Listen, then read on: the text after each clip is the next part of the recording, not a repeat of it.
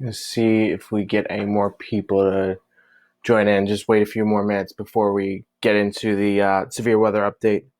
But due to the changing conditions that we've been seeing with this system and the latest model updates from the short term forecasting models, I wanted to give you all a live update on the latest for this system, give you a little bit of an update of what's going on right now, and then what we're going to be expecting for tomorrow as well. So I'm going to wait just a minute or two and see, if we get any more people to hop on and join in.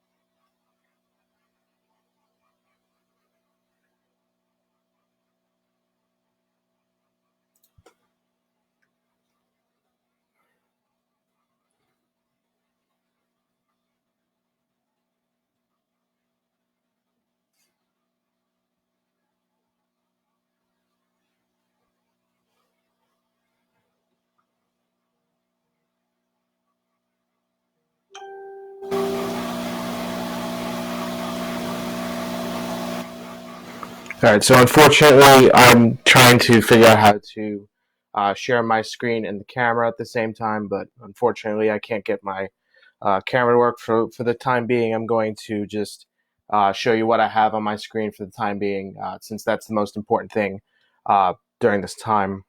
So let me just dive right into it.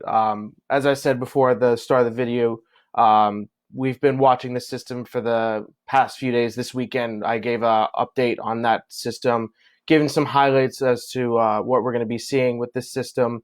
And due to the ever-changing conditions and the latest model run from the high-resolution rapid refresh model, also known as the HER, it's a short-term forecasting model.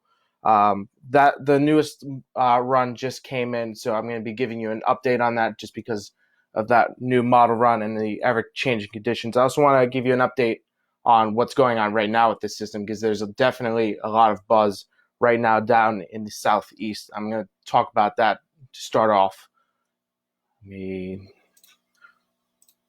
So this storm report map you see right here is as of a few minutes ago.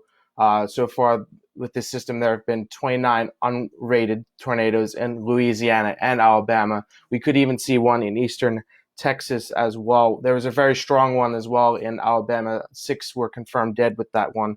So to anyone out there right now, hope you are in shelter, and thoughts and prayers to you as you weather out these severe conditions.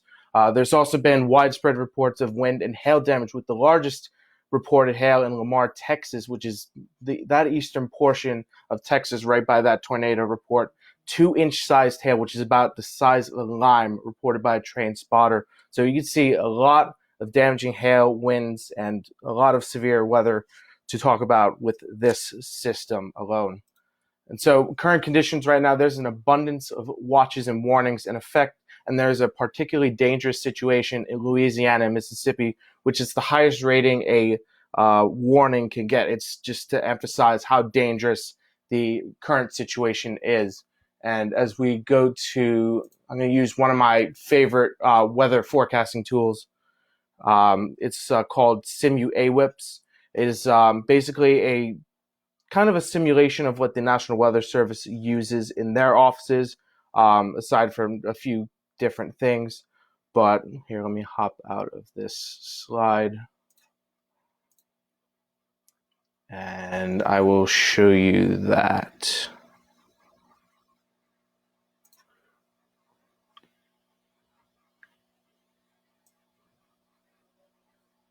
Not sure why that's not working. Okay, there we go. All right, cool. So currently, right now, you can see the current radar. You can see this cold front stretching across the mid-central U.S., and you see some very severe thunderstorms right in portions of Missouri and Iowa. And you can see very, very pronounced bow echoes right here. And then also a lot of moisture being pulled up from this low pressure system. You can see that with these heavier bands of rain. And as we take a look at the watches and warnings right now. Well, I think we're having an issue with, hopefully that fixes itself. So as we look at the watches and warnings right now, you can see a slew of watches and warnings in effect right now. You can see here in the Garden State, the high wind warning was promoted just today, and that is for tomorrow, going into tomorrow night and early Tuesday morning. But my focus for right now, since the system down in the southwest is bringing a lot of severe weather, you can see some tornado warnings and watches in effect. This particular tornado watch is a particularly dangerous situation. As I said, that just emphasizes how dangerous this situation is. So some tornado watches to watch out for in Alabama, Mississippi, and some parts of Tennessee as well. You can also see some flood advisories and flood watches as well due to the amount of rainfall we are seeing with this intense system. So very, very intense severe weather setup we have going on right now. And we go back to the radar, you can see, again, very strong thunderstorms right here. And maybe we could get a closer look with the, here we go. So you can just see these stronger bow echoes within the system. You can see, I'm not sure if you can see right here, some rotation right with this cell right here. So that's probably tornado warned right about now. These pink spots on the radar are not, well, they're not only rain, but they also indicate large amounts of convection, which usually mean hail and strong wind. So we could be seeing some hail right about now, and here we won't know until later on when we get the reports from the Storm Prediction Center. But moving on with this weather outlook, we're going to be looking at how this is going to pan out for the next few days with us, and that brings us to tomorrow's outlook. Today, the Storm Prediction Center issued a slight chance of severe weather. You can see that right here for parts of western New Jersey. You can see much of western New Jersey down in the south is issued in that slight risk, as well as some portions of Warren County, and you can see maybe a little bit of southern Sussex as well. And for the rest of the Garden State, you can see a marginal risk for severe thunderstorms tomorrow. Now, as I said, those risks will be coming with severe thunderstorms. As I said, that slight risk, we'll be seeing some scattered severe thunderstorms, some stronger winds, and maybe even isolated tornado within this area. But I won't rule it out for the entire Garden State for tomorrow, as we look in just a second at our severe weather parameters.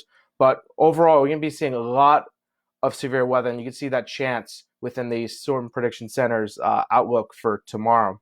As we look into what goes into severe weather and forecasting, there's a lot of things that go into it. First thing is the lifted index, and that is used to predict the parcel instability of the troposphere. Basically, a parcel is a chunk of the air within the atmosphere, and basically, the higher the instability with that chunk of air, the greater the chances for severe thunderstorms, and the lower the number for the lifted indexes. There's also the convective atmospheric potential energy, which is how much energy that chunk of air gains by rising in the atmosphere. And the more energy it has, the more convection you're going to see with these thunderstorms.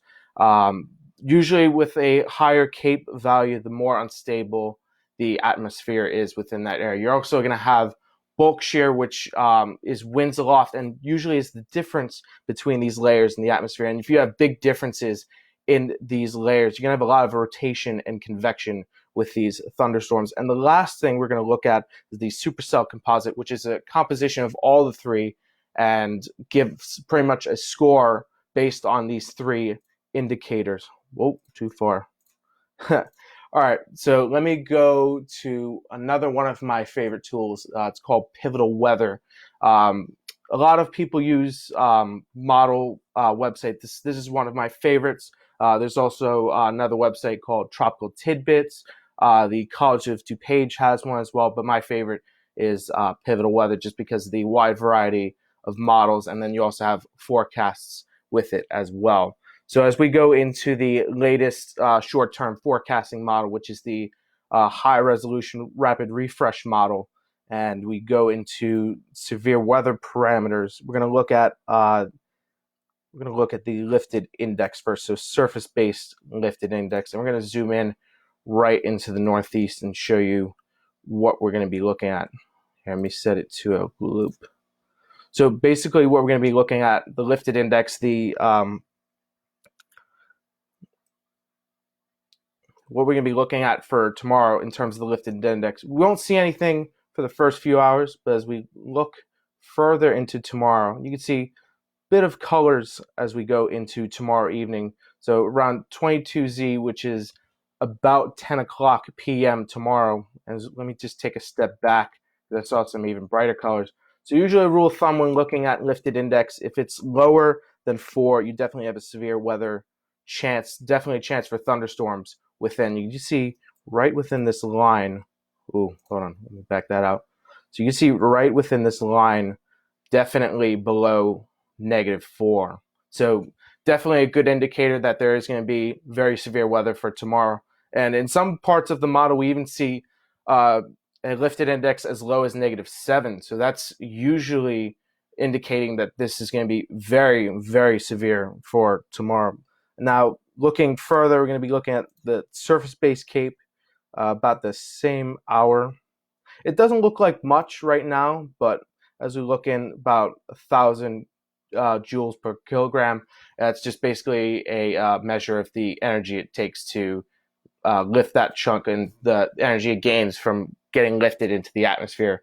So about 1,000 or so is usually a rule of thumb for the possibility of severe weather. And even looking into the most unstable CAPE, as we look at about that same hour, values are about the same as well, even a little bit higher, even 2,000 for some portions of southwest New Jersey, and even up here in northwest New Jersey, looks like Warren County. So we could be seeing some very, very severe thunderstorms for tomorrow. I won't go over bulk shear that much because it is a little bit confusing with the varying levels of the atmosphere, but I do want to take a look at the supercell composite, which takes a composite of all three of these indices for severe weather forecasting. And we go right to that same time. You'd see bright color, bright red, orange right around here. Usually that's very indicative. Let me see what we got. We got about 23 is our peak right here by Trenton in the Princeton area. So anything usually above 15, 20, you're looking at very severe weather. And we definitely see that with the supercell composite around 10 o'clock, 8 o'clock tomorrow. So, and this is going to stretch out much into the overnight for tomorrow. So definitely looking at these indications, we can't ignore that, this is going to be a very severe setup for tomorrow. Now, as we continue with the rest of the update, let me just skip ahead. Give you a quick timeline of what we're going to be seeing tomorrow. So it's going to be starting overnight tonight as that low pressure system begins to track into the region. Some rain showers will be ahead of this front as a lot of moisture and lift will be ahead of the warm front. And let me just pull up the Weather Prediction Center's chart because I actually think that's a really helpful thing in terms of forecasting. It's not only good to look at models, it also is good to see what other forecasters are saying as well to get a gauge of what to forecast for the day. So as we look at the Weather Prediction Center's fronts, you see around 8 a.m. tomorrow, you can see this warm front right here, and that is going to be bringing a lot of moisture for the Garden State. You can see that rain likely in the darker green, and this little bit of red hatched box area is indicative of a chance or likely chance of severe thunderstorms for tomorrow. So ahead of this warm front, we're going to be seeing a lot of rain showers. As we progress into the rest of the morning, it's going to become heavier, becoming moderate to heavy rainfall. It's going to be quite steady. As we look at the rainfall model as well on the HRRR, let me just go back to that real quick and go back to northeast. So as we scroll through the forecast for tomorrow, you can see for tonight, not many showers, and you can see some showers starting to creep in tomorrow morning in the overnight hours. You can see around 2 a.m. tonight, we're going to be seeing some initial showers down in South Jersey. As we progress throughout the rest of the morning, those showers are going to become more constant, a little bit more heavier, some moderate heavy rainfall for the morning going into the afternoon. And then going back to that Weather Prediction Center chart, you're going to be seeing later on in the afternoon, a cold front is going to be sweeping right behind this warm front as it passes out of the region. So around 2 o'clock, we're going to be seeing a cold front, and that's where we're going to be seeing those severe thunderstorms. And as you saw on the model run with the severe weather indices, you saw the parameters were showing severe weather coming from the west, so it's from that cold front. A lot of lift from it. We're going to be seeing a lot of severe thunderstorms from this one cold front low. This second one will probably bring some scattered rain showers, but by the time it reaches us, all of the energy within the atmosphere will need to recharge. So by then, it will probably only be scattered rain showers by the time this second cold front gets to us. But overall, this first one is the one we're going to be watching for. As we look further into tomorrow, that second cold front pass through. Again, chance of showers as that second one comes through, but the main one is from this first one. That's going to be producing a lot of severe thunderstorms. So again, with that timeline, as we go back, so most of the rain will be during the afternoon with that warm front passing through. The rain showers are going to become more moderate to heavy. And as we go into the later on in the afternoon into the evening, that cold front will pass through and a lot of severe thunderstorms will come. Heavier rainfall with it as well. Some heavier pockets of rain are possible. We could even see some hail with this if it brings up enough convection, if it's strong enough. An isolated tornado is definitely possible. We could even see 2 isolated tornadoes possible for tomorrow. You definitely cannot rule that out in this situation just because of how severe the situation we're looking at.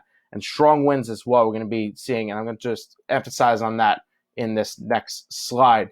So tomorrow we're going to be seeing 25 to 35 mile per hour sustained winds, and even though it shows values of 50, 62, those are knots. Actually, this is one of my other favorite model websites from the College of DuPage.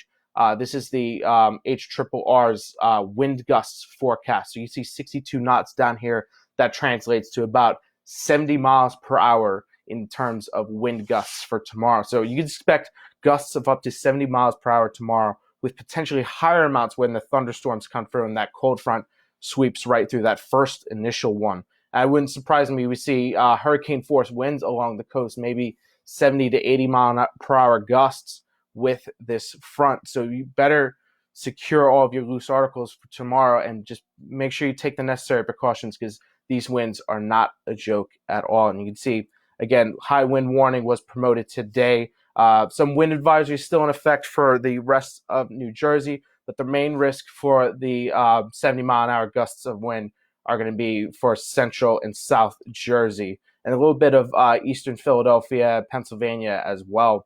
So you're going to keep an eye out for very strong wind gusts for tomorrow. Another risk you're going to be seeing with this system is a lot of rainfall. You're going to be seeing about 1 to 2 inches of rain expected from the warm front that's going to sweep through and then the cold front as well. Much of the rain is going to be in the morning with that warm front.